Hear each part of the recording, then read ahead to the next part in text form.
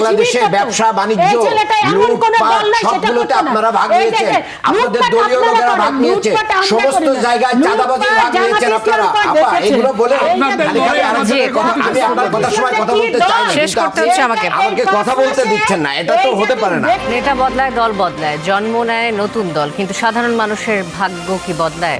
আশ্বাস আর প্রতিশ্রুতির ভিড়ে আমরা খুঁজব বাস্তবতার প্রতিফলন। আমাদের কাজ প্রশ্ন করা, দেশ ও মানুষের স্বার্থে প্রশ্ন করেই যাব। থাকবে মত এবং ভিন্ন মতের শ্রদ্ধা। স্টার নিউজ করা আলাপের সঙ্গে শান্ত শারলিন। কাজ করা আলাপে আমাদের সাথে স্টুডিওতে উপস্থিত রয়েছেন তিনজন সম্মানিত অতিথি। শুরুতেই তাদের সাথে পরিচয় করিয়ে দিতে চাই। আমার ঠিক বাদিকে রয়েছেন হেলেন জেরিন খান, সংসদ সদস্য বিএনপি। আমার সাথে রয়েছেন সালেউদ্দিন, সাংবাদিক, এবং রয়েছেন ডক্টর মোহাম্মদ আব্দুল মান্নান। তিনজনকে স্বাগত জানাচ্ছি আমাদের আজকের আয়োজনে।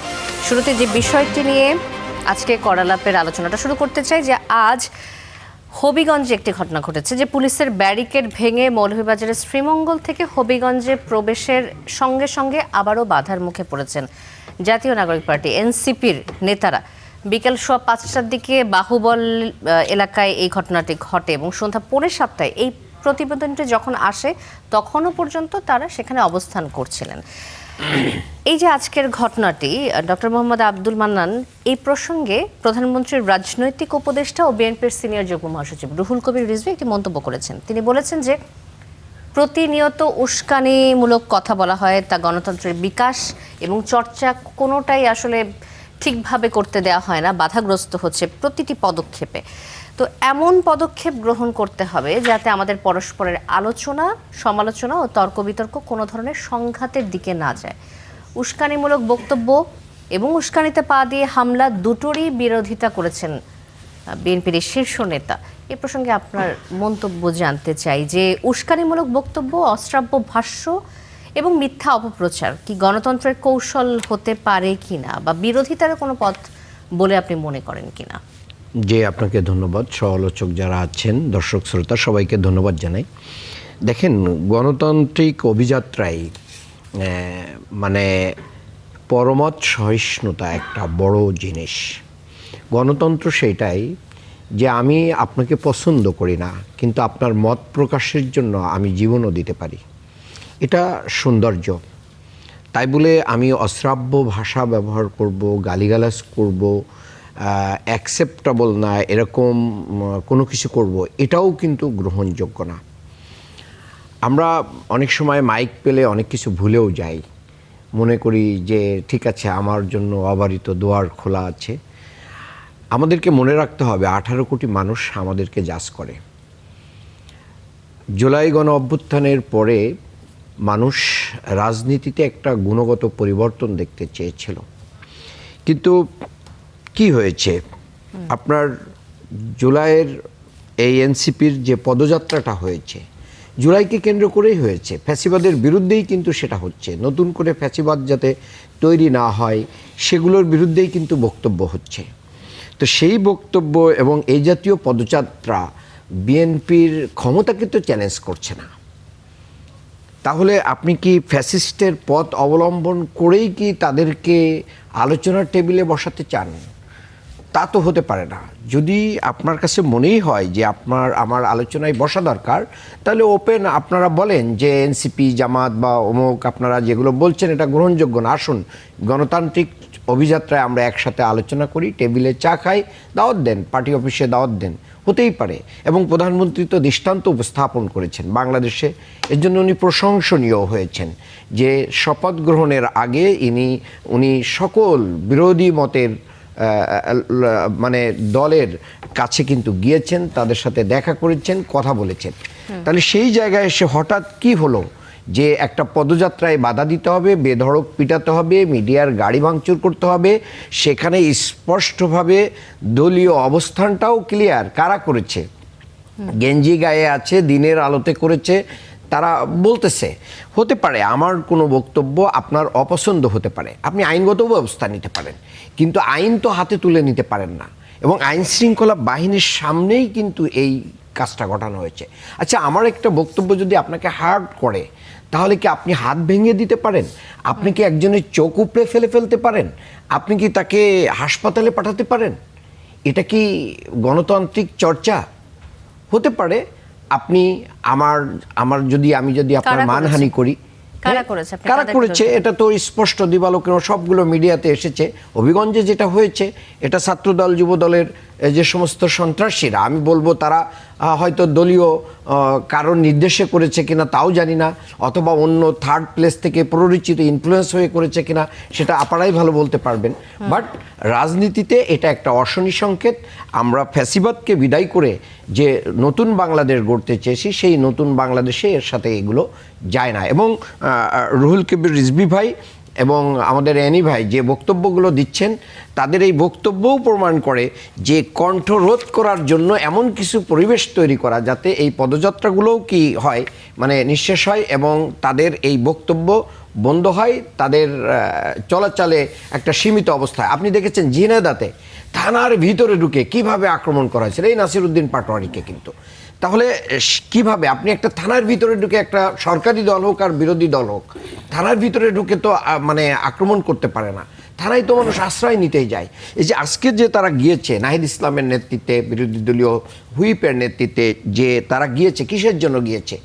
সেখানে তো মানে রুগীদেরকে দেখতে গিয়েছে, মামলা করতে গিয়েছে, সেখানে প্রতিবাদ ছিল, এটা স্বাভাবিক। অনেকগুলো 26 জন আহত হয়েছে, তাদের জন্য তাদের কি করণীয় নাই? তাদের কর্মসূচি ছিল। কিন্তু বালির ট্রাক দিয়ে যেভাবে শেখ হাসিনা এবং তার ফ্যাসিস্ট শক্তি মানে ম্যাডাম জিয়ার বাড়ির সামনে বাধা তৈরি করে রেখেছিল, রাস্তার উপরে এরকম ট্রাক আর করে দিয়ে বাধা রাখা হলো, আইন শৃঙ্খলা বাহিনীকে দিয়ে রাখা হলো, পাশে আবার সন্ত্রাসীদেরকে মানে প্রস্তুত রাখা হলো। এই সব কিছু, এটা নাহিদ ইসলাম এবং আসনাত আবদুল্লাহ এবং পাটোয়ারির বক্তব্যকে আমি কোট করে বলছি যে সন্ত্রাসীদেরকে পিছনে লেলিয়ে দিয়ে এখানে আমাদেরকে ব্যারিকেড তৈরি করা হয়েছে। তার মানে পুরো নিরাপত্তা ব্যবস্থাটাকেও কিন্তু কি করা হচ্ছে, এবং পুলিশের বলয়ের ভিতরে থাকার পরেও তাদেরকে শার্ট ধরে পাঞ্জাবি ধরে কিন্তু ওখান থেকে টানাটানি করতেছিল। এই যে একটা প্যানিক সৃষ্টি করে সারা বাংলাদেশের মানুষকে আমরা কি মেসেজ দিতে চাচ্ছি? তার মানে মানুষকে আমরা যদি আমাদের রাজনৈতিক কালচার পরিবর্তন করতে না পারি, তাহলে মানুষ একসময় আবার এই কথাই বলবে তা আগে কি সমস্যা ছিল। আবার আসবো আপনার কাছে ডক্টর মোহাম্মদ আব্দুল মান্নান। আসলে এমনই যদি হয় তাহলে আগে কি সমস্যা ছিল? হেলেন জেরিন খান, আমরা কয়েকটি অভিযোগ যেটি শুনলাম আজকের পুরো ঘটনাটিকে কেন্দ্র করে, যে বিএনপির ক্ষমতাকে কি আসলে চ্যালেঞ্জ করা হচ্ছে কিনা, এবং তারা রাজপথে যে হবিগঞ্জের যে ঘটনাটি, তাদের এনসিপির গাড়ি বহরে বাধা, এবং যেমনটা বলছিলেন ডক্টর মোহাম্মদ আব্দুল মান্নান যে ছাত্রদল যুবদলের সন্ত্রাসীরা এই হামলাটা চালিয়েছে, তাদের উপর হামলা করছে। এই হামলার ঘটনা আসলে কেন ঘটবে? আইন শৃঙ্খলা পরিস্থিতি স্বাভাবিক রাখতে সরকারি দল হিসেবে বিএনপি এবং তার অঙ্গ সংগঠন কেন শক্ত অবস্থানে যেতে পারছে না? ধন্যবাদ আপনাকে, ধন্যবাদ দর্শক শ্রোতাদেরকে এবং সহ আলোচক হিসেবে যে দুজন বিজ্ঞ লোক এসেছেন তাদের প্রত্যেককে। দেখেন, মান্নান ভাই যেটা বলেছেন তার সাথে মানে আমি একাত্রিত করে যেটা বলতে চাই সেটা হলো যে হ্যাঁ, এই যে ৩৬ জুলাই কিংবা দীর্ঘ ১৭ বছর আমরা ফ্যাসিস্টদের বিরুদ্ধে আন্দোলন করেছি, সংগ্রাম করেছি, পরবর্তীতে এই এবং সর্বশেষ ৩৬ জুলাইয়ে যা আপামর জনসাধারণ যেভাবে নেমে এসে এই অভ্যুত্থানটাকে ঘটালো, তো সেই জায়গায় আসলে মানুষের প্রত্যাশা কী ছিল? এবং আমরা কিন্তু বিভিন্ন স্লোগানের মধ্যে দিয়েও দেখেছি যে আমরা একটা নতুনভাবে নতুন বাংলাদেশ দেখতে চাই। সেই নতুন বাংলাদেশ দেখার ক্ষেত্রে এটা ঠিক যে ধরেন এই দীর্ঘ ১৭ বছর মানুষের মধ্যে যে মূল্যবোধের চরম অবক্ষয় হয়েছে, সেটা কিন্তু আমরা এই ৫ মাসের মধ্যে একেবারেই সব কিছু শুদ্ধ করে ফেলতে পারবো, পরিষ্কার করে ফেলতে পারবো, সেটা হয়তোবা সম্ভব হয় নাই। সেটা আমরা বিভিন্ন জায়গায় দেখতে পাই। এই জায়গাতে আমি মনে করি প্রত্যেকটা দলের, সরকারে যারা আছে তাদের যেমন সবসময় অ্যালার্ট থাকা দরকার, ঠিক বিরোধী দলকেও থাকা দরকার। কিন্তু ওই জায়গাটা আমরা দেখতে পাচ্ছি যে আমরা যদি চিহ্নিত করি, মান্নান ভাই যেটা বলেছেন, কিন্তু মান্নান ভাই বলেন নাই ওই বিষয়টা, যেমন রাজশাহী ইউনিভার্সিটিতে যে ঘটনাটি ঘটলো, আম্বারের নেতৃত্বে যেটা হয়েছে, সেটা যদি এখানে তুলে নিয়ে আসতো, আবার অথবা জামাত ইসলামের এমপি ঝিনাইদহে যেটা হলো তার মেয়ের কে কেন্দ্র করে সেই বিষয়, যশোরে হ্যাঁ যেটা হলো, সেই বিষয়গুলো যদি নিয়ে আসতো। অর্থাৎ আমরা বলতে চাই আমাদের যে এই যে মূল্যবোধের চরম অবক্ষয় হয়েছে, সেই জায়গায় কিন্তু প্রত্যেকে গুরুত্বপূর্ণ ভূমিকা পালন করতে হবে। এনসিপি যদি মনে করে সেই জায়গায় তারা করবে না, দেখেন এনসিপির বিশেষ করে যে নাসিরউদ্দিন পাটোয়ারি, এই ছেলেটা আমি মনে করি আমাদের টোটাল রাজনীতিটাকে, আবার এই যে আম্বার নামে যে ছেলেটা, এটা আমি মনে করি টোটাল আমাদের যে এই যে দীর্ঘ মানে এখানে বিএনপি যেমন সহনশীলতার পরিচয় দিচ্ছে, জামাতে ইসলামও অনেক ক্ষেত্রে দিয়েছে, আমি বলবো না জামাতে ইসলাম দিচ্ছে, এবং এনসিপিরও কিছু কিছু নেতা দিয়েছে এখানে। কিন্তু এই যে যে দুটো ছেলে আমরা কন্টিনিউ দেখছি তারা পরিবেশকে নষ্ট করবার জন্য পাটোয়ারি, সে আপনি চিন্তা করেন এই নির্বাচনকালীন সময়ে একজন আমাদের অভিজ্ঞ এত প্রবীণ নেতা, যিনি বারবার করে জনগণের ম্যান্ডেট নিয়ে শুধু যে এমপি হয়েছেন তা না, তিনি মেয়রও হয়েছেন, এবং মেয়র হিসাবে তিনি কিন্তু খুবই জনপ্রিয় একজন ছিলেন। সেই নেতাকে, এত প্রবীণ একজন নেতাকে, যে এই 17 বছর প্রায় 17-18 বছর বার সে জেলে যেতে হয়েছে, এবং এই 17-18 বছরের মধ্যে 5-7 বছর সে জেলেই থেকেছে, সেই নেতাকে যেইভাবে অপমান করে যেইভাবে বক্তব্য দিত, এর পরবর্তীতে আপনি দেখেন এমন কোনো নেতা নেই যার চরিত্র হনন করছে না, যাকে নিয়ে কথা বলছে না। অথচ এই যে আপনি যেটা হলো সিলেটে যেই ঘটনা, হবিগঞ্জে যেটা হলো, বিশেষ করে গাউস ভাইয়ের এলাকায়, গাউস ভাই আপনি জানেন যে উনি ওই জায়গায় এত পপুলার এবং উনি এত মানে সাহসী একজন নেতা, যাকে ওই ফ্যাসিস্টরা বারবার করে কারাগারে নিয়েছে, কারাগারে থেকে কিন্তু সে মেয়র ইলেক্টেড হয়েছে। সেরকম একজন নেতাকে যে যদি বলা হয় তুই ও চোর, ও গুন্ডা, ও মাস্তান, এগুলা বললে আপনি তো বুঝেনি। বাংলাদেশের জনগণ কিন্তু এখনও অসংখ্য জনগণ আছে খুবই ইমোশনাল, খুবই তারা কিন্তু, আপনারা সেন্ট্রাল থেকে আমরা যতই বলি, যেন আমাদের মাননীয় প্রধানমন্ত্রী বলেন কিংবা আমি বিরোধী দলের নেতা যিনি আছেন তার কথাও বলি, তারা যে সহনশীলতার কথা বারবার করে বলছেন, কিন্তু ওটা এখন পর্যন্ত আমরা কিন্তু এই যে মূল্যবোধের চরম অবক্ষয়ের জন্য সেটা কিন্তু একদম তৃণমূল পর্যায় পর্যন্ত যেতে যায় নাই। সেই কারণে আমি মনে করি যে নাসিরউদ্দিন পাটোয়ারিকে কিন্তু উচিত ছিল, যেমন উচিত ছিল এনসিপির সিনিয়র নেতাদের তাকে থামানো, ঠিক একইভাবে তাদের অ্যালায়েন্স যে দলগুলো ছিল, জামাত ইসলাম বলেন, তাদেরও কিন্তু উচিত ছিল। আপনাদের দলের মহাসচিব রুহুল কবির রিজভী তিনি বলেছেন যে মত প্রকাশে একটা সভ্য মান থাকা উচিত এবং উস্কানিমূলক বক্তব্য থেকে বিরত থাকতে হবে। উস্কানিমূলক বক্তব্য থেকে যেমন বিরত থাকতে হবে, ঠিক সেই সাথে উস্কানিতে হামলা করা, উস্কানিতে পড়ে গিয়ে মানে তাদের সেই চালে পড়ে সেখানে হামলা করে বসাটা আসলে কতটা যৌক্তিক? আমি এই হামলাকে তীব্র নিন্দা জানাই এবং হামলার সাথে যারাই জড়িত থাকুক আমি মনে করি অনতিবিলম্বে সেটা চিহ্নিত করে তাদের গ্রেপ্তার করা হোক। ঠিক একইভাবে আমি বলবো বিশেষ করে জামাত ইসলাম এবং এনসিপিকে আপনারা থামান, এই ছেলে দুটাকে থামান। এই ছেলে দুটা বাংলাদেশের রাজনীতির পরিবেশ নষ্ট করছে। এই পরিবেশ নষ্ট করার জন্য এই জাতি আবার খেসারত দেবে, এটা হতে পারে না, এদেরকে থামাতে হবে। এবং ওনারা যদি এই দুটা দল যদি না থামায় তাহলে আমি মনে করি এই ধরনের ঘটনা কিন্তু সংগঠিত হতেই থাকবে এবং সেটার দায়িত্ব আমি মনে করি সবারই নিতে হবে। তো এই জায়গায় আমি সবার আগে বলবো আমার বিরোধী দলের যে দলগুলো আছে, এখন তো 11 ছিল, এখন একটা চলে গিয়েছে, 10 দল আছে, তাদের সবাই আমার মনে দায়িত্ব চলে এসছে এই দুটা ছেলেকে মানে থামিয়ে দেওয়া। আর পাশাপাশি আমি বলবো যারা এই ধরনের ঘটনা সংগঠিত করেছে লাঠিসোঁটা নিয়ে তাদের চিহ্নিত করে তাদেরকেও আমি মনে করি শাস্তির আওতায় নিয়ে আসা উচিত। আবার আসবো আপনার কাছে। সালাউদ্দিন, আপনার কাছে আসতে চাচ্ছি, এই যে নাসিরউদ্দিন পাটোয়ারি এবং সালাউদ্দিন আম্মার তাদের দুজনকে সামলানোর কথা বলেছেন হেলেন জেরিন খান, এবং আমি যদি হবিগঞ্জের ঘটনাটাকে আবার নিয়ে আসি, এনসিপির গাড়ি বহরে বাধার বিষয়টিকে আপনি কিভাবে দেখছেন?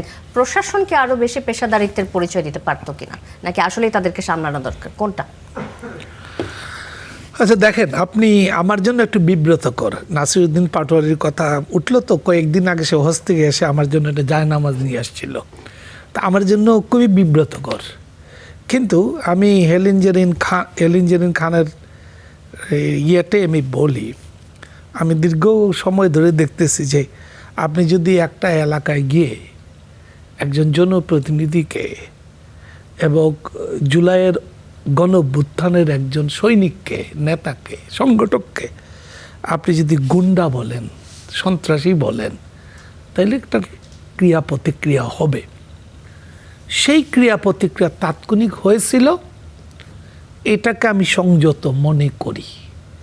যেটুকু হয়েছিল বাংলাদেশে তো কালচার, তো বাংলাদেশ তো হঠাৎ করে একদিন আসমান থেকে পড়ে একদিন ভালো হয়ে যেতে পারবে না। এটা বাংলাদেশের কালচারটা। আমি ওইটাকে সমর্থন করি না, কারণ এই যে আপনার এখানে গায়ে লেখা আছে মত দ্বিমতের স্বাধীনতা থাকতে হবে, আমি তো মনে করি গালি দেওয়ারও অধিকার, চরমভাবে গালি দেওয়ার অধিকারও থাকতে হবে। গালি দেওয়ার অধিকার থাকতে হবে? হ্যাঁ, আচ্ছা, গালি দেওয়ার আমরা দেখেন, যদি আমরা সেইটা সমাজ ওই রকম পর্যায়ে যাইতে হবে। আমরা কি সভ্য সমাজের দিকে যাব আমি নাকি আমি অন্য বলি সমাজের আমি দিকে যাব? বলি এটা দেখেন, আসলে একটা প্রশ্ন থাকে। আমি আপনার সময় যদি না হয়, আমি আপনি না, না, যেহেতু সময় আছে, আপনি বলেন, বললেন, আপনি বলেন। কিন্তু আমরা কথা বলার মাঝখানে আরো প্রশ্ন পাশ্চাত্য আসতে দেশ, পারে। পশ্চিমা দুনিয়া আমরা কি দেখি, ট্রাম্পের মুখের ছবি দিয়ে আন্ডারওয়্যার বানাচ্ছে, গালি দিচ্ছে, চরম গালি দিচ্ছে, মানে ইংরেজি গালি তো বাংলা করলে আমাদের এটা খারাপ গালি হয়। আমি বলছি সেই স্বাধীনতা থাকা দরকার, কিন্তু আমি বলি নাই যে গালি সমর্থনযোগ্য। কারণ আমি তো এটাও বলতেছি যে এই গুন্ডা সন্ত্রাসী চোর, এই যে মির্জা আব্বাসকে নাসিরউদ্দিন পাটোয়ারি বলছে, তার মির্জা আব্বাস যে হৃদরোগে আক্রান্ত হলেন, এর অনেকগুলো কারণের এটা একটা বড় কারণ, এটা সবচেয়ে বড় কারণ। আপনি খেয়াল করেন। নিতে পারছিলেন না। কিন্তু আমি দেখি নাসিরউদ্দিন পাটোয়ারির ব্যাকগ্রাউন্ড আমার জন্য খুবই বিব্রত। সে আমার অত্যন্ত ঘনিষ্ঠ ছোট ভাই, সে তার ব্যাকগ্রাউন্ড হচ্ছে শিবির থেকে আসা এবং তার পরিবার হচ্ছে জামাতের। ফলে তার একটা রাজনৈতিক কি আছে, সে হয়তো বিএনপিকে সহ্য করতে পারে না। কিন্তু আজকে যে আমি এই যে সে তার বক্তব্যগুলো খারাপ হচ্ছে, কেন আমি এটাকে খারাপভাবে দেখব? বিএনপি, জামাত এবং এনসিপি এরা জুলাইয়ের গণ অভ্যুত্থানের শক্তি। এই তিন শক্তির ঐক্য যতদিন থাকবে, আমি একই সঙ্গে এটাও বলি যে ভবিষ্যৎ দেখতে পারে, সেই হচ্ছে আসল নেতা। আপনি দেখেন শেখ মুজিব ভবিষ্যৎ দেখতে পারে নাই। ঘটনা দেখেন, শেখ মুজিব কিন্তু প্রথম ফ্যাসিবাদ হয়েছিল 1972 সালে। আচ্ছা, মুক্তিযোদ্ধাদের আমি এই প্রসঙ্গে চলে আসি। আমি এই প্রসঙ্গে বলছি, আমি এটা প্রসঙ্গে শুনেন, এটা উদাহরণ দিয়ে বলতে হয়। এই যে সেই সময় মুক্তিযোদ্ধাদের একটা দল তৈরি হয়েছিল জাসদ। জাতিসংঘের সাথে লড়াই করতে করতে শেখ মুজিব ফ্যাসিবাদ হয়ে গেল। এই যে এনসিপি, তার মাত্র 6টা সিট পাইছে, মাত্র 3% ভোট পেয়েছে। আজকে তারা যে প্রতিবাদ করতে হবিগঞ্জে যাবে বা তাদের আহত নেতাদেরকে যাবে, আমি তো মনে করি বিএনপি নেতাদের ফুল দিয়ে তাদেরকে স্বাগত জানাইয়া শান্তিপূর্ণভাবে নিয়ে যাওয়া উচিত ছিল। আপনি যদি আমাকে ফুল দেন, আমি যদি আপনাকে ফুল দিয়ে বরণ করি, আপনি কি আমার ডিল দিবেন? এই যে 144 জারি করলো, আমি তো প্রশাসনকে দোষ দিব না, প্রশাসন আদিষ্ট ইয়া করে, এগুলো হচ্ছে পুরনো কালচার। দুই দল, একটা দলের সমাবেশকে ঠেকাবার জন্য আর একটা অঙ্গ সংগঠন দিয়ে একটা সমাবেশ ডাকবে, তারপরে পুলিশ 144 ডাকে, এগুলো আওয়ামী লীগ করে আসছে। খালেদা জিয়া, এই হেলেন জেরিন খান গেছিলেন এই পার্বত্য চট্টগ্রামে শান্তি চুক্তির এই কাজপুরে, প্রথম টাক দিয়ে খালেদা জিয়ার সমাবেশ আটকিয়ে দেওয়া হয়েছিল। 6 ঘন্টার মতো বোধহয় খালেদা জিয়া বসেছিলেন। এগুলো হচ্ছে পুরনো কালচার। এই জন্য আওয়ামী লীগ ফ্যাসিবাদ হয়েছে। বিএনপি কেন এটা করবে? বিএনপির বরং ভবিষ্যৎ দেখতে হবে। আমি আবার বলি আপনাকে, শেষ করব এই কথা দিই, যতদিন জুলাইয়ের গণ অভ্যুত্থানের চেতনা বেঁচে থাকবে, বিএনপির প্রধান রাজনৈতিক প্রতিদ্বন্দ্বী, আমি প্রতিদ্বন্দ্বীও বলবো না, আমরা শত্রু হিসাবে দেখেছি, আওয়ামী লীগের কবর ততদিন কবরের তলে থাকবে, যতদিন জুলাইয়ের চেতনাটা জাগ্রত থাকবে। এখন যদি তারা জুলাইয়ের এই যারা যুদ্ধে অংশ নিয়েছিল, তারা একটা দল করছে, তাদের সমর্থন নাই, 3% ভোট আছে তাদের, কিন্তু বিএনপি একটা বড় দল, সেই উদারতা দিয়ে রাজনৈতিক বিরোধ এবং অন্যান্য বিরোধগুলো দূর করতে না পারলে তাদের ভবিষ্যৎ অন্ধকার।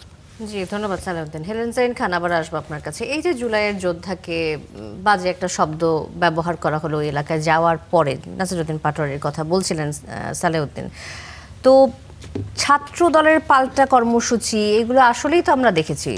তার কথার প্রসঙ্গ ধরেই যদি আমরা বলি, আমরা ছাত্রলীগকে দেখতাম যে অন্য কোনো দল কোনো রাজনৈতিক কর্মসূচি রাখলেই তারা সেখানে চলে যেত এবং একটা অবস্থান গ্রহণ করতো। সেই একই জিনিস আমরা দেখছি। এই ঘটনাগুলো কেন হচ্ছে? কেন স্বাধীনভাবে রাজনীতি করার বা পদযাত্রার সবাইকে সুযোগ দেওয়া হচ্ছে না? এটা যদি বলেন। দেখেন, এনসিপি প্রোগ্রাম করবে এখানে কোনো রকমের আমি মনে করি না যে বিএনপি, কারণ এনসিপি তো ঢাকা শহরে কত সবচেয়ে বেশি ইম্পর্টেন্ট জায়গা হলো ঢাকা শহর, তাই সেখানে এনসিপি প্রোগ্রাম করছে না।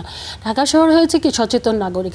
আমি আবারও যাচ্ছি, এখনও কিন্তু বিভিন্ন কনস্টিটিউয়েন্সিতে যারা নির্বাচিত হয়ে এসছে তারা ওই সব কনস্টিটিউয়েন্সিতে একটা মনে করেন যে পীরের মতো, তাদেরকে অনেকে শ্রদ্ধা করে, অনেকেই করে। এখন তাদের নিয়ে যদি আপনি বানোয়াট একটা ওখানে যে বক্তব্য দিতে থাকেন যে ও গুন্ডা, ও চোর, ও লুটেরা, ও কি যেন লুটপাট করছে, এবং সবচেয়ে মাননীয় প্রধানমন্ত্রী, তার স্ত্রী, তার কন্যা, এমন কেউ নাই যাদের নিয়ে মানে আজে বাজে কথা বলতে থাকে না।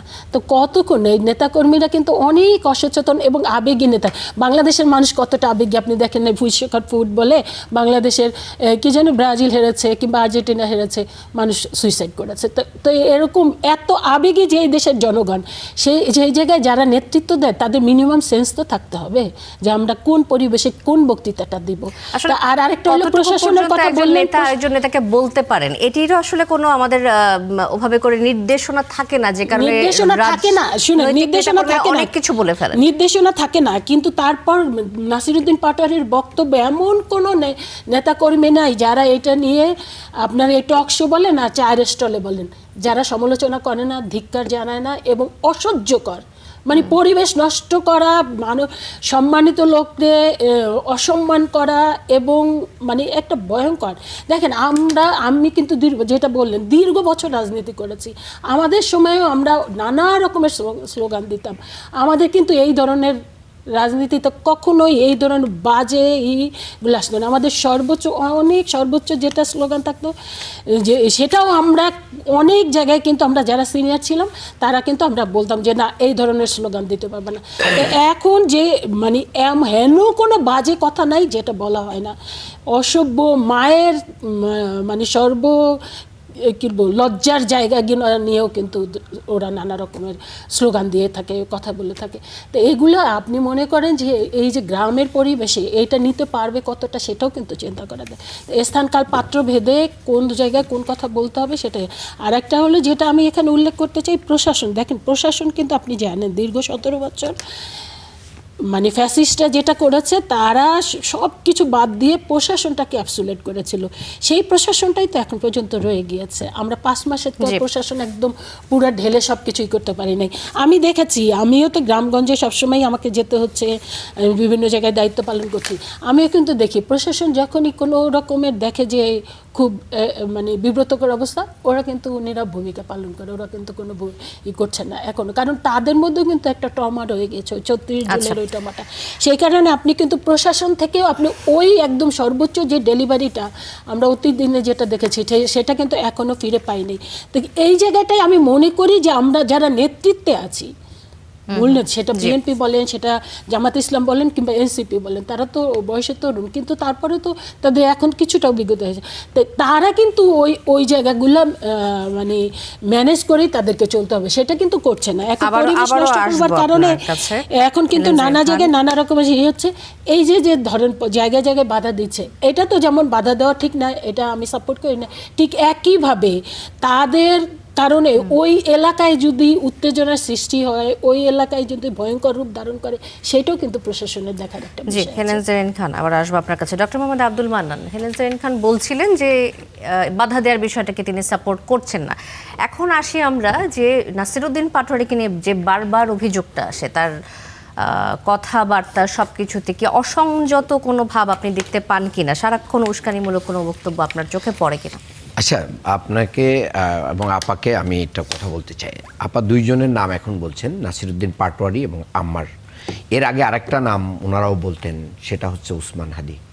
উসমান হাদি এই দুনিয়া থেকে, হ্যাঁ অনেকেই বলেছেন, অসহ্য বলেছেন। না শোনেন, আমি বলি অনেকে টক শোতে এসে উসমান হাদি অনেক বক্তব্যকে কি করেছেন।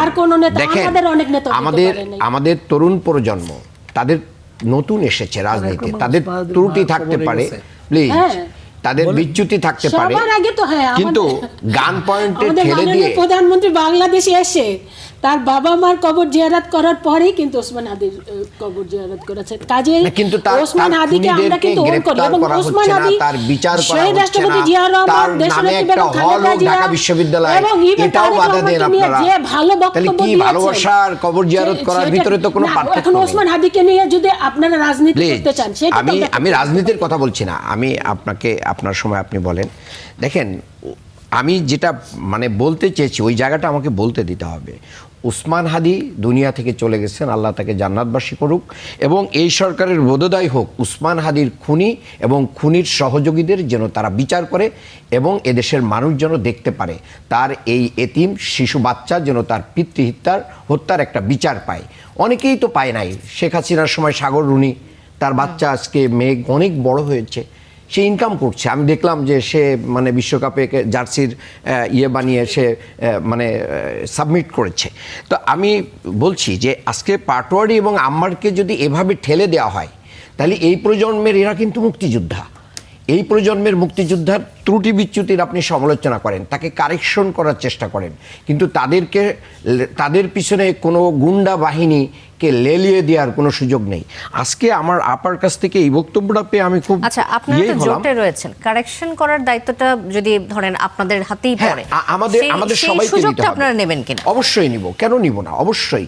যদি কারোর কোনো আপনার কাছে কি মনে হয় তাদের কোনো কিছু পরিবর্তনের প্রয়োজন রয়েছে? অবশ্যই আছে, কারেকশন করার অনেক দিক আছে।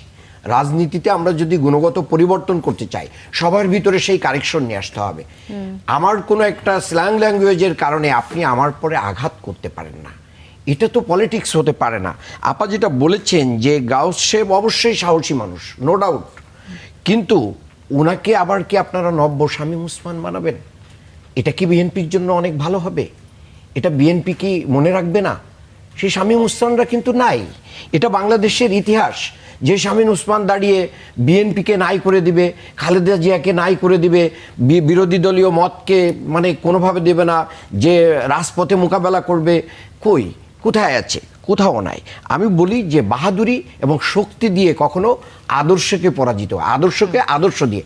আমি এক্সাম্পলই বলতে চাই যে এই জায়গায় যদি হাজারো গালিগালাজের পরে চুপ থাকতো, তাহলে কি হতো? আজকে হামলা করার পরে সারা ওয়ার্ল্ড জেনেছে যে এখানে মিস্টার গাউস এবং তার লেলিয়ে দেওয়া বাহিনী এদের পরে আক্রমণ করেছে। এটাই তো হাইলাইট হয়েছে। আর হাদিসের একটা ভাষা আমি বলতে চাই, কেউ যদি কাউকে গালি দেয় আর সে যদি সেটার উপযুক্ত না হয়, সেই গালিটা তার দিকেই রিটার্ন করে। তাহলে তো এখানে একটা আমাদের গালির জবাবে গালি হতে পারে না, গালির জবাবে ফুল দিতে পারে। আজকেই আমি বিএনপিকে ধন্যবাদ জানাই, মুন্সিগঞ্জের একটা ভিডিও দেখলাম, সেখানে এনসিপির নেতারা ব্যানার নিয়ে দাঁড়িয়ে আছেন, তারা মানববন্ধন করছেন, আর বিএনপির লোকেরা, ছাত্রদলের অনেকেরা তাদেরকে পানি বিতরণ করছেন, যে আসেন আমরা অন্য জায়গার চেয়ে একটা এক্সাম্পল সৃষ্টি করি। এটাও তো একটা অনুকরণীয় আমাদের জন্য। আব্দুল মান্নান, আপনি কিছুক্ষণ আগে এরপরে মির্জা আব্বাসের জন্য কিন্তু যেভাবে কথাও বলেছেন, তিনি কিন্তু অসুস্থ হওয়ার পরে দোয়াও করেছেন মসজিদে যে। তাহলে আপনি সবকিছু নেগেটিভগুলো দেখেন কেন? পজিটিভও তো অনেক কিছু আছে। এই জন্য আমাদেরকে পজিটিভটাও নিতে হবে। আমরা একটু অন্য একটা প্রসঙ্গ যদি নিয়ে আসি, রাজশাহী বিশ্ববিদ্যালয়, আমি ওই জায়গায় যাওয়ার আগে আমি আপনাকে একটা বলে যেতে চাই। মূলত বিএনপি যেটা চাচ্ছে, সদ্য বিদায়ী প্রেসিডেন্টের যে বিচার এবং দলীয় যে 12টা বড় প্রতিষ্ঠান নির্বাচন কমিশন সহ সেখানে যে বিএনপি ব্যাপক নিয়োগ দিয়ে দিয়েছে, এবং নির্বাচন কমিশন থেকে শিক্ষকদের নির্বাচন করতে পারবে না বলে যে সমস্ত ফরমান জারি করছে, এইগুলোকে দৃষ্টি ঘোরাতে একটা মব তৈরি করে বাংলাদেশের মানুষকে অন্যদিকে ইস্যু তৈরি করে ঘুরিয়ে দিচ্ছে, যার কারণেই মূলত এটা তৈরি হচ্ছে। আচ্ছা, ঠিক আছে। ডক্টর মোহাম্মদ আব্দুল মান্নান, আপনি কিছুক্ষণ আগে বলছিলেন যে কেউ যদি গালিগালাজ করে বা বাজে কথা বলে, তার উপর হামলা করার কোনো সুযোগ নেই, এটা করা উচিত না। তাহলে রাজশাহী বিশ্ববিদ্যালয়ের ঘটনাটা যদি আমরা একটু নিয়ে আসি, নিষিদ্ধ ঘোষিত ছাত্রলীগের সাবেক কর্মী অভিযোগে এক শিক্ষার্থী সহ 3 শিক্ষার্থীকে দফায় দফায় মারা হয়েছে, মারধর করেছে রাকসু বিশ্ববিদ্যালয়ের শাখা ছাত্র শিবিরের নেতাকর্মীরা। এই ঘটনাটা আসলে এক নারী শিক্ষার্থী একই বিভাগের আরেক শিক্ষার্থীর প্রেমের প্রস্তাব প্রত্যাখ্যান করেছিল, এই কারণেই হয়েছিল। তো প্রেম ঘটিত অভিযোগের মীমাংসা যে বৈঠক, সেই বৈঠকে ছাত্রলীগ ট্যাগ দিয়ে যে মারধরের ঘটনা, এটাকে আপনি কিভাবে দেখেন? নিশ্চয়ই এটাকে আপনি সাপোর্ট করেন। দেখেন, আমি এক নম্বর কথা, আইন হাতে তুলে নিয়ে আসে যেই হোক, এটাকে আমি সাপোর্ট করি না। ঠিক আছে, এই বিচারটা কোথায় হচ্ছিল? পোক্তার অফিসে হচ্ছিল, কিন্তু বিচারটা পোক্তার অফিসে হচ্ছিল। এবং ঘটনার সূত্রপাতটা কিভাবে হয়েছে দেখেন, ছাত্রদল নেতা মহসিন ছাত্রী নির্যাতনের ঘটনায় তার বিচারের মুখোমুখি হয় এবং ছাত্রদলের সহসভাপতি সাফিন আজমির এর ছেলেরা রাকসু ভবনে যে এই ঘটনাকে কেন্দ্র করে আম্মার সহ কয়েকজনের পরে আক্রমণ চালায়। আম্মারকে কিন্তু ওখানে বেধড়ক পিটিয়েছে এবং সেখানে বাই শিবিরের একজন সেক্রেটারিয়েট মেম্বার এবং তিনি তথ্য গবেষণা সম্পাদক রাকসুর, তাকেও পিটিয়েছে।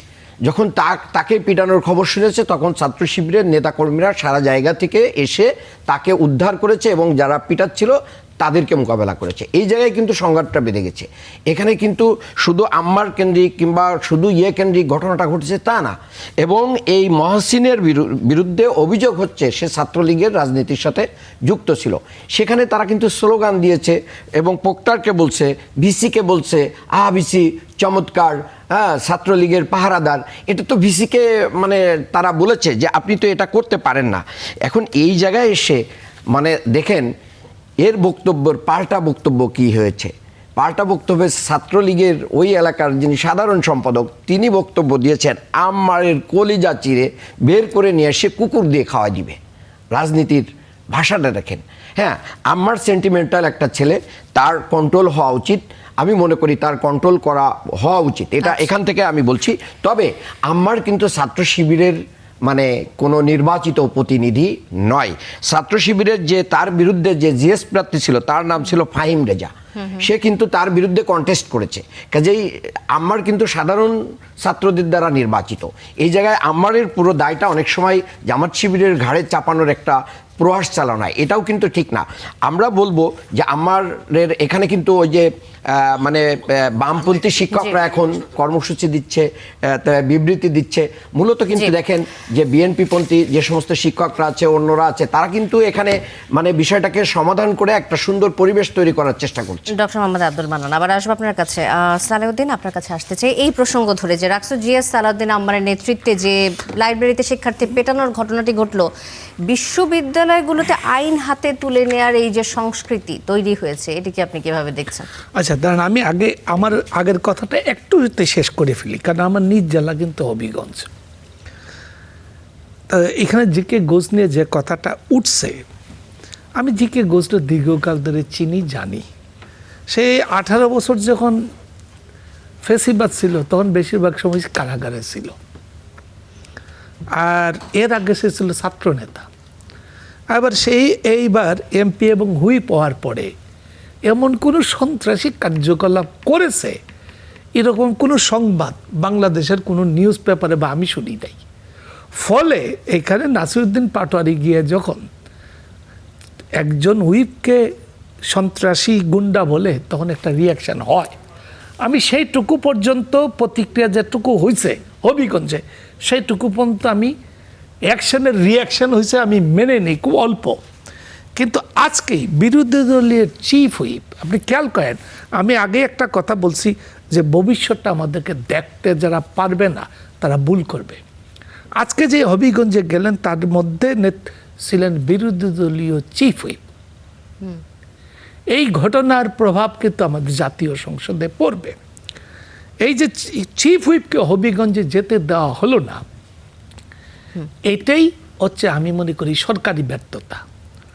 সরকারের উচিত ছিল হবিগঞ্জ শহরের কোনো একটা জায়গায় তাদেরকে নিরাপত্তা দিয়ে সমাবেশটা করিয়ে দিলে এই ঘটনাটা আজকে ইস্যু হইতো না। যারা সরকার পরিচালনা করে আমি মনে করি তাদের আরও জ্ঞান বুদ্ধি রেখে এই সব ঘটনাকে নিষ্পত্তি করা উচিত। এবং এই বিরোধী দল এই যে আজকে তারা হাসপাতালে গেলে কি এমন অসুবিধা হইতো, তাদেরকে সেই যাওয়ার সুযোগ দেওয়া উচিত ছিল। একই সঙ্গে আমি এনসিপি এবং জামাতকেও বলবো নাসিরউদ্দিন পাটোয়ারিকে নিয়ন্ত্রণে আনতে হবে, কারণ রাজনীতির একটা ভাষা আছে, সেই ভাষাটা সে অতিক্রম করছে কিনা, আমাদের সভ্যতা ভব্যতা সংস্কৃতিকে সে অতিক্রম করছে কিনা, আমরা করলে কতটুকু করব, আমাদের সমাজ সংস্কৃতির আলোকে এইগুলা ভাবনা করে সবাই যেহেতু জুলাইয়ের শক্তি আপনারা জুলাইয়ের শক্তিরা ঐক্যবদ্ধ না থাকলে আপনাদের গলায় কিন্তু ফাঁসির দড়ি লাগবেই লাগবে। একবার লেগেছে আরেকবার লাগবে। আমি আম্মারের কথা বলি, আম্মারকে আমার কখনো, আম্মারও একটা বিরাট একটা দুঃখ কষ্ট নিয়ে বড় হয়েছে। সে ফেসিবাদ কর্তৃক তার পরিবার জুলুম নির্যাতন অতি কষ্ট সে লেখাপড়া করছে। আমার মনে হয় এইটার একটা কুপ্রভাব তার মধ্যে পড়েছে। সে যেরকম আচরণ করছে এটা একটা বিশ্ববিদ্যালয়ের জিএসের আচরণ হতে পারে না। সে তো একটা জিএস, ওখানে সকল ছাত্রের অভিভাবক সে, কিন্তু সে তার আচরণগুলো চরম বেয়াদবিমূলক হচ্ছে। সেই আচরণ সে শুধু এই ছাত্রদের সঙ্গেও করছে না, শিক্ষকদের সঙ্গেও করছে। কিন্তু আমাদের সমাজে এখন আমি দেখছি যারা বেয়াদবি করতে পারে বেশি, অশ্লীল কথা বলে একটা অংশ, আমি সমাজকে পুরো অংশকে বলবো না, একটা অংশ থেকে তারা ভাবা পায়, হাততালি পায়। এগুলা যদি আমরা বন্ধ করতে না পারি, আমরা একটা সভ্য রাজনীতির দিকে, একটা সুন্দর বাংলাদেশের দিকে আমরা যাইতে পারবো না। আমরা কি আবার লড়াই করার জন্য বাংলাদেশকে প্রতিবার আমরা হাজার হাজার ছাত্রের জীবন দেওয়ার চেষ্টা করব? আর কত জীবন এদেশের মানুষ দিবে? এদেশের ছাত্র জনতা কত রক্ত দিবে? অনেক রক্ত দিছে। এখন আপনারা মিলিতভাবে দেশটাকে সামনে নিয়ে যান, আমাদের আকাঙ্ক্ষা এটাই। জি, হেলেন জেরিন খান, আপনার কাছে আসবো। রাজশাহী বিশ্ববিদ্যালয়ের যে ঘটনা, প্রক্টর অফিস এবং কেন্দ্রীয় লাইব্রেরির মতো সংবেদনশীল স্থানে ঢুকে এই ধরনের যে ঘটনা ঘটলো, শিক্ষার্থীদের ওপরই হামলার ঘটনা, বিএনপি কিভাবে দেখছে? এটি দিয়ে শুরু করি। দেখেন, আমরা তো ফ্যাসিস্ট বলি, ফ্যাসিস্টদের সময়েও কিন্তু এই যে কেন্দ্রীয় লাইব্রেরিতে কখনো ওই সময় বেশ কিছু ঘটনা ঘটেছে, কিন্তু কেন্দ্রীয় লাইব্রেরিটা একটা সেফ জোন বলা হতো। ওখানে গেলে কিন্তু তারা মানে মোটামুটি সেফে বের হতে পারতো, করতে পারতো, মানে ওইটাকে একটা পবিত্র জায়গা মনে করতো রাজশাহী ইউনিভার্সিটির। কিন্তু এই যে শিবিরের নেতৃত্ব, হয়তো ভাই মান্নান ভাই এটা স্বীকার করলেন না যে আমার তাদেরই, কিন্তু তারা তো অস্বীকারও করতে পারবে ব্যানারে এসে ই করে, মানে আমরা দেখি সাধারণ ছাত্রী, মানে যারা ক্যান্ডিডেট, সাধারণ ছাত্রীদের প্রতিনিধি হিসেবে যারা নির্বাচিত হয়েছে, আপনারা এই সম্পর্কে তো আমরা খুব ভালো করেই জানি। মানে তারা যে কখন একই রঙে কত রূপ, এটা তো এই জাতি এখন পর্যন্ত স্পষ্ট হতে পারছে না। এটা কিন্তু হওয়া দরকার, কিন্তু সেই জায়গাটাও কিন্তু বিরাট ঘোলাটে। কারণ তাদের যে গুপ্ত রাজনীতিটা, এটাও কিন্তু এখন পর্যন্ত, এবং সেই গুপ্ত রাজনীতি কিন্তু আমরা জামাত ইসলামের মধ্যেও দেখি, তবে সবচেয়ে বেশি আমরা দেখতে পাই শিবিরের মধ্যে। সেই কারণে কে যে সাধারণ ছাত্রছাত্রীদের প্রতিনিধি আর কে যে শিবিরের প্রতিনিধি, আবার কে যে ছাত্রলীগের প্রতিনিধি, এটাও কিন্তু অনেকটা ঘোলাটে হয়ে গিয়েছে। কারণ এই লোকই, এই আমারই কিন্তু আমরা দেখতে পাচ্ছি যে সে যদি শিবিরের মানে প্রতিনিধি নাই হয়, তাহলে তাকে সর্বোচ্চ সব ধরনের সহযোগিতা কেন পাচ্ছে, কিভাবে পাচ্ছে? বেলচা নিয়ে সে যে ঘটনাটা ঘটালো রাজশাহী ইউনিভার্সিটিতে, এটা চিন্তা করা যায়? কোনো শিক্ষিত একটা ছেলে অথবা বিশ্ববিদ্যালয়ের কোনো এরকম ওপেন বেলচা নিয়ে যেইভাবে পাগলামি করছে, মারতে যাচ্ছে, করছে, এটা তো অস্বাভাবিক। এবং আপনি দেখেন যে এটা কি উচিত ছিল না শিবিরের ভিপি কিংবা অন্যান্য প্রতিনিধি যারা মানে ওই রাজশাহী ইউনিভার্সিটির ছাত্র সংসদ যে প্যানেলটা আছে, তাদের কি উচিত ছিল না এটার বিরুদ্ধে তীব্র নিন্দা জানানো? সেটা কি জানিয়েছে? তাকে ধরে ঠেকাই রাখছে, কিন্তু এই ছবিও দেখা যাচ্ছে, শুধু যে ঠেকাই রাখলে তো হবে না, এটা নিন্দা জানানো উচিত। এটা প্রয়োজন বোধে তার বিরুদ্ধে আইনি ব্যবস্থা নেওয়া উচিত ছিল। সে যে ঘটনাটা ঘটিয়েছে, সেটা তো আমরা শিবিরের যে ছাত্র সংসদ প্যানেল, সেখানে তো সর্বোচ্চ মানে তাদের সংখ্যা বেশি, তো সেটা তো তাদের কাছ থেকে এই জাতি প্রত্যাশা করে। রাজশাহী ইউনিভার্সিটি যে অভিযোগটি আসছে রাজশাহী বিশ্ববিদ্যালয়ে, যে নিষিদ্ধ ছাত্রলীগের নেতাকর্মীদের প্রশ্রয় দিচ্ছে ছাত্র দল, এমন অভিযোগ আসছে রাকসু নেতাদের পক্ষ থেকে। তো এই প্রসঙ্গে আপনার মন্তব্য জানতে চাই। নিষিদ্ধ যেটা হয় সেটা ছাত্রদল দেবার কে? আমি তো মনে করি যে যেহেতু ছাত্র সংসদ ওখানে ওখানে আছে ছাত্র সংসদ প্রশাসনের সাথে কথা বলতে পারে, মানে রাজশাহী ইউনিভার্সিটির যে প্রশাসন, ভিসি আছে, প্রভিসি আছে, অন্যান্য প্রক্টর আছে, তারা আছে, তাদের সাথে কথা বলবে, কথা বলে আইনি ব্যবস্থা নেবে যদি নিষিদ্ধই হয়। তবে আমি মনে করি যেহেতু তারা স্টুডেন্ট এবং তাদের বিরুদ্ধে ওই ধরনের কোনো অভিযোগ নাই, সেই দিক থেকে আমি চিন্তা করি যে তাদের নিষিদ্ধ তো বলতে পারে না। নিষিদ্ধ হলে তো তারা ক্যাম্পাসের ভিতরেই আসতে পারে না, তো তারা ক্যাম্পাসের ভিতরে আসে কীভাবে? এই জন্য দায়ী তো আমি মনে করি ওই ছাত্র সংসদ। ছাত্র সংসদ তো এগুলোই দেখবে। ছাত্র সংসদ কি দেখবে যে হিজড়ারা কোথায়, হিজড়ারা কিভাবে ই করলো না? এটা ঢাকা বিশ্ববিদ্যালয়ের একজন ছাত্র সংসদের একজন নেতা যে আছে হিজড়াদের উপরে যেভাবে ই করেছে, তো সেটা কি দেখবে? তো এগুলো যদি বলা হচ্ছে ছাত্রদল দল ভারী করার জন্য এমন অভিযোগ আসছে, ছাত্রলীগকে নিয়ে আসছে, ছাত্রদল দল ভারী করছে। আমরা তো দেখেছি যে শিবিরের এত ভোট আসলো কোত্থেকে, শিবির এত ভোট পেলো কোত্থেকে? শিবির তো অনেকে বলে যে এই যে নিষিদ্ধ সংগঠন যেটা বলছে, তাদের ছায়াই বড় হয়েছে গুপ্তভাবে, তাদের অনেকে বলে লুঙ্গির নিচে বড় হয়েছে তাদের ওখানে থেকে। কারণ ছাত্রদল তো আপনি সারা জীবন ক্যাম্পাসও যেতে পারেনি, যখনই গিয়েছে 17 বছর তখনই ছাত্র দলের নেতাদেরকে মেরেছে, পিটিয়েছে, মাথা ফাটিয়েছে, তারপরে পুলিশের হাতে সোপর্দ করেছে, কখনো কখনো কাউকে কাউকে গুম করেছে। কিন্তু শিবির যারা আজকে শিবিরের যারা নির্বাচিত হয়েছে তারা তো ক্যাম্পাসেই থেকেছে, তারা তো ছাত্রলীগের ছায়াতলে ছাত্রলীগের রূপ ধারণ করে গুপ্ত অবস্থায় তারা থেকেছে।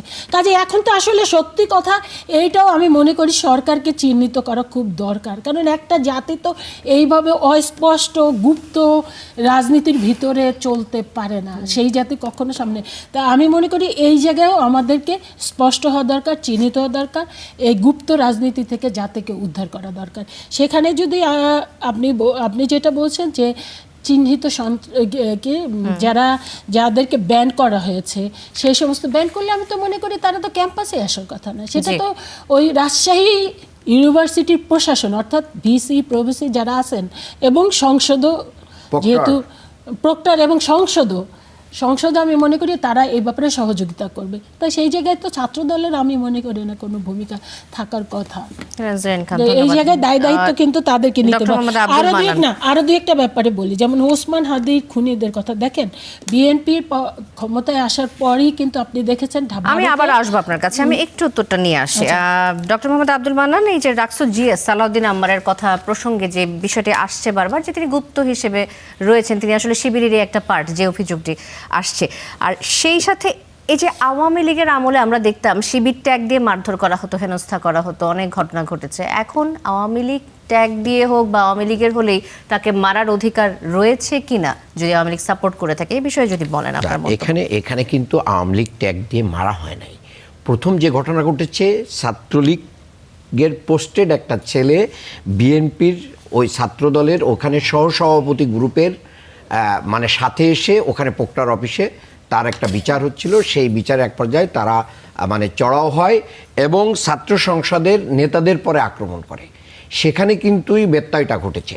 এরপরে হল থেকে ছাত্ররা সংবাদ পেয়ে এসেছে ছাত্র শিবিরের একজন নেতাকেও, নাজমুস সাকিব তথ্য গবেষণা সম্পাদক, তাকে আক্রান্ত করা হয়েছে, ওখানে বেধড়ক পিটিয়েছে। এই কথাটা কিন্তু কেউ নিয়ে আসতেছে না, কিন্তু বেলচা হাতে নিয়ে যে দাঁড়িয়ে আছে কিংবা অন্যরা পিটিয়েছে বা অন্যরা মানে বিচার চেয়েছে, এটাকে খুব ফলাও করে দেয়া হচ্ছে।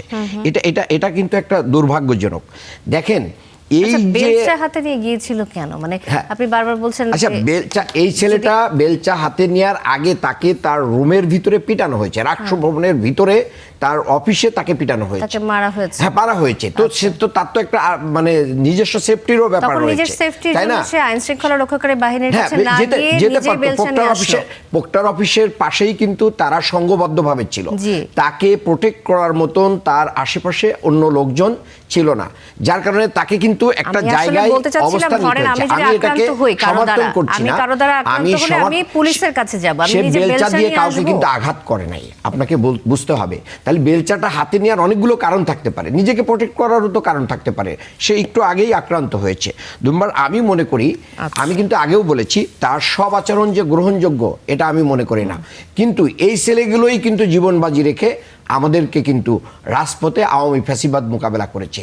এদের এই অবদানের কারণেই আজকে প্রধানমন্ত্রী, কিন্তু আজকে এই অবদানের কারণেই আজকে বিরোধী দল, এই অবদানের কারণেই কেউ হুইপ, কেউ মহিলা দলীয় এমপি, কেউ আমরা এসে আজকে বুক ফুলিয়ে মিডিয়ার সামনে এখানে কথা বলতে পারছি। আচ্ছা, এখন এই গুপ্ত তো আমাদের অনেক পরিচয়, কিছু। গুপ্ত আজকে যে পরিচয় নিয়ে গুপ্তের যদি কথা বলেন, জি। বলছেন, আপনাকে তাহলে বলতে হবে বাংলাদেশের কোনো বিশ্ববিদ্যালয় বিগত 17 বছরে ছাত্রদল তার কোনো কার্যক্রম চালায় নাই, এবং ছাত্রদলের কোনো ছাত্র কোনো বিশ্ববিদ্যালয়ে লেখাপড়াও করে নাই, এবং তারা সার্টিফিকেট নেয় নাই, তারা একবারে লেখাপড়া ছেড়ে দিয়ে বসেছিল। এই অবস্থা তো তৈরি হয় নাই, কেউই করে নাই। কোনো পরিবার, বিএনপির পরিবারের সন্তানগুলো কি লেখাপড়া করে নাই? বিশ্ববিদ্যালয়, স্কুল, কলেজ সেখানে যায় নাই, সেখানে তো ছাত্রলীগ ছিল। তাহলে কিভাবে ছিল? প্রত্যেকেই প্রত্যেকের জায়গা থেকে তো নিজের পলিটিক্স করতে পারে না। এই রাজশাহী বিশ্ববিদ্যালয়ে আমাদের নোমানি ভাইকে এখানে একবারে জবই করে হত্যা করা হয়েছে, এখানে আমাদের অনেক ভাইকে হত্যা করা হয়েছে। এই হত্যার মাধ্যম দিয়ে পুরো রাজশাহী বিশ্ববিদ্যালয়ে আমাদের শহীদের মিছিল রয়েছে, এখানে হাত কেটে নেওয়া হয়েছে, এখানে পা কেটে নেওয়া হয়েছে, চোখ তুলে নেওয়া হয়েছে। এই বিশ্ববিদ্যালয় তো আমাদের অনেক ডেডিকেশন আছে। এই বিশ্ববিদ্যালয়কে চাইলেই সাধারণ মানুষের ভালোবাসা থেকে তো ডিসকানেক্ট করা যাবে না। আজকে আদর্শিক রাজনীতি থেকে, প্রতিহিংসার রাজনীতি তো আমরা করব না। প্রতিহিংসার রাজনীতি দিয়ে এই জায়গায় আসা যায় না। আজকে নির্বাচনের যে রেজাল্ট হয়েছে, এটা কিন্তু প্রতিহিংসার রাজনীতি দিয়ে এই রেজাল্ট করা যায় না। আদর্শিক রাজনীতির কারণে আজকে ডাকসু, জাকসু, রাকসু সমস্ত জায়গায় কিন্তু আমরা একটা ভালো অবস্থানে গেছি। আমি এইটা কথা বলতে চাই ভাইয়ের সাথে সুর মিলিয়ে, যে দেখেন, বাংলাদেশের ছাত্র রাজনীতিকে যদি অস্থিতিশীল করে তোলেন, তাহলে আগামী দিনে যে আমরা ইনভেস্টমেন্টের কথা দেখছি, চায়নার ইনভেস্টমেন্ট, বিদেশিদের অন্য অন্য ইনভেস্টমেন্টের কথা যাচ্ছি, সেই জায়গায় কিন্তু রাজনীতিটা একটু ঘোলাটে পরিবেশে চলে যাবে। আমরা যে একটা কর্মসংস্থানের দিকে যাচ্ছি, বিএনপির যে প্রতিশ্রুতি আছে, আজকে যে হবিগঞ্জের ঘটনায় দেশ বিদেশে আমাদের মানে কি মুখ উজ্জ্বল হয়েছে। হয়তো আপনাকে গালি দিয়েছে বা কটু কথা বলেছে, সেটা একটা দুইটা পত্রিকা আসতো, কিন্তু সমস্ত জায়গায় এই অস্বস্তিকর পরিবেশটা বাংলাদেশের উন্নয়নের পথে এটা একটা বড় বাধা হয়ে দাঁড়াবে। বুঝতে পেরেছি। ধন্যবাদ ডক্টর মোহাম্মদ আব্দুল মান্নান। সালেউদ্দিন, আপনার কাছে আসবো, যে এই যে বিশ্ববিদ্যালয় প্রশাসন এবং প্রক্টরাল বডির চোখের সামনে দফায় দফায় মারধর, তারপর অ্যাম্বুলেন্স থেকে টেনে হিচড়ে নামানোর মতো যে ঘটনা, এই ধরনের ঘটনায় আসলে বিশ্ববিদ্যালয় প্রশাসনের ভূমিকা কি থাকে? তাদের দুর্বলতা কোনো কিছু চোখে পড়ে কিনা আপনার? না, শুনেন, একটা গণ অভ্যুত্থানের পর এবং এমন একটা ফ্যাসিবাদকে পরাজিত করার পর এগুলার কিছু ক্রিয়া প্রতিক্রিয়া হচ্ছে, ফলে একটা অভ্যুত্থানের একটা বিরাট লড়াকু শক্তি, সৈনিক, যোদ্ধা, নেতা, ওই যিনি যেভাবে বললেন, এরকম একজন লোক যখন সামনে দাঁড়িয়ে যায়, তখন অনেক কিছুই চোখ বন্ধ করে থাকে। কিন্তু ধরেন আওয়ামী লীগ কেন, কারোর গায়ে হাত দেওয়ার অধিকার তো কারোর নাই। এই যে আম্মার লাঠি হাতে নিয়ে, বড় একটা লাঠি হাতে নিয়ে যাচ্ছে, এটা দেখতে দৃষ্টিকটু লাগে। কি নিয়ে যাচ্ছে? একটা বড়, এটা বোধহয় অনেক লম্বা, এটা দেখতেও তো দৃষ্টিকটু লাগে একটা বিশ্ববিদ্যালয়ের জিএস। আরেকটা বিষয় কিন্তু এখানে মৌলিক, দেখেন, আওয়ামী লীগ এই জুলাইয়ের গণ অভ্যুত্থানের পরে এখনো ভুল স্বীকার করে নাই, দায় স্বীকার করে নাই, ক্ষমা চায় নাই। এখন আওয়ামী লীগ বা ছাত্রলীগকে রাজনীতি করার অধিকারের পক্ষে আমি, কিন্তু আমি একই সঙ্গে ভাবি তাকে অধিকার দিলে তো আর কারো অধিকারও থাকবে না। শেখ হাসিনা বলে যে আমাকে আল্লাহ বাঁচাইয়া রাখছে, সে আর ওই কথাটা বলে না উজ্জ্বরাকে যে সবাইকে ফাঁসি দেওয়ার জন্যে। তো এই জন্য এখন আওয়ামী লীগের বেলায় কী করবেন, এসব প্রশ্ন কিন্তু বারবার আসবে। একটা ছাত্রলীগ একটা আসবে, তাকে মারবে, ই করবে, এইভাবে তো এটা চলতে পারে না, এটা তো নিষ্পত্তি হওয়া দরকার। আমি দুই একটা দেশের উদাহরণও দিতে পারবো যে এইরকম খারাপ পার্টিকে নিষিদ্ধ করা হয়েছে। আমি অবশ্য একটা রাজনৈতিক দলকে নিষিদ্ধ করার পক্ষে না, আমি অন্য একটা ভালো ফর্মুলা দিতে পারি, যে কি হয় আপনি আওয়ামী লীগকে নিষিদ্ধ করেন, অথবা আওয়ামী লীগকে রাজনীতি করার অধিকার দেন যেসব লোক এই গণহত্যার সঙ্গে যুক্ত ছিল এবং বড় ধরনের লুটপাট করেছে, তাদেরকে আজীবনের জন্য রাজনীতিতে নিষিদ্ধ করে, আজীবনের নিষিদ্ধ করে সংবিধান বিল আনেন। কিন্তু আপনি হাজার হাজার লাখ লাখ আওয়ামী লীগের কর্মীকে, সাধারণ কর্মী হতো, তারা আপনি ঘরে থাকতে দিবেন না?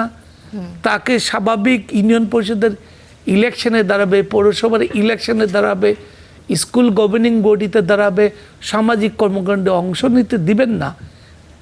এইটা করলে একটা সামাজিক অস্থিরতার মধ্যে আপনি দীর্ঘকাল ধরে থাকবেন। জি।